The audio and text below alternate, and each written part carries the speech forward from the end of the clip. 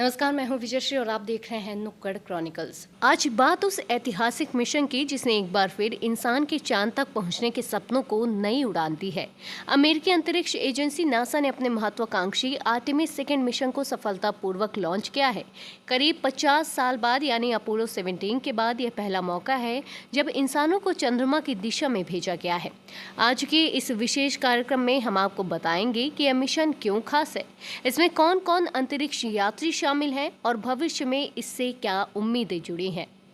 भारतीय समय अनुसार गुरुवार सुबह 4:05 पर नासा का विशाल स्पेस लॉन्च सिस्टम यानी कि SLS रॉकेट अमेरिका के केनेडी स्पेस सेंटर से लॉन्च किया गया। ये रॉकेट आधुनिक अंतरिक्ष तकनीक का एक बड़ा उदाहरण माना जाता है, जिसे खास तौर पर भारी अंतरिक्ष मिशनों के लिए तैयार किया गया है। इस मिशन में 4 अनुभवी अंतरिक्ष यात्री शामिल हैं।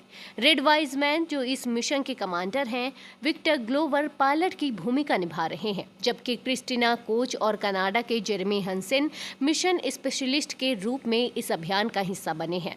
यह मिशन सिर्फ एक उड़ान नहीं, बल्कि भविष्य के चंद्र अभियानों की तैयारी का महत्वपूर्ण चरण माना जा रहा है, जिसमें अंतरिक्ष यात्रियों की सुरक्षा, तकनीक और अंतरिक्ष यान की क्षमता का परीक्षण किया जाएगा।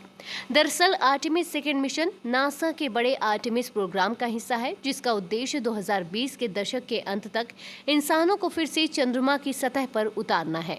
इस मिशन के दौरान अंतरिक्ष यात्री चंद्रमा के चारों ओर चक्कर लगाएंगे और फिर सुरक्षित रूप से पृथ्वी पर लौटेंगे। इस प्रक्रिया से वैज्ञानिकों को भविष्य के मिशनों के लिए महत्वपूर्ण आंकड़े और अनुभव प्राप्त होंगे। इस मिशन के बाद आर्टेमिस 3 को लॉन्च करने की योजना है, जिसमें पहली बार किसी महिला अंतरिक्ष यात्री को चंद्रमा की सतह पर उतारने का लक्ष्य रखा गया है। विशेषज्ञों का मानना है कि यह मिशन आने वाले समय में चंद्रमा पर स्थायी ठिकाने बनाने और अंतरिक्ष अनुसंधान को नई दिशा देने में महत्वपूर्ण भूमिका निभा सकता है। चांद तक पहुंचने की यह नई शुरुआत सिर्फ विज्ञापन की उपलब्धि नहीं, बल्कि मानवता के भविष्य की एक बड़ी उम्मीद भी है। फिलहाल के लिए इतना ही। देखते रहिए नुक्कड़ क्रॉनिकल्स। धन्यवाद।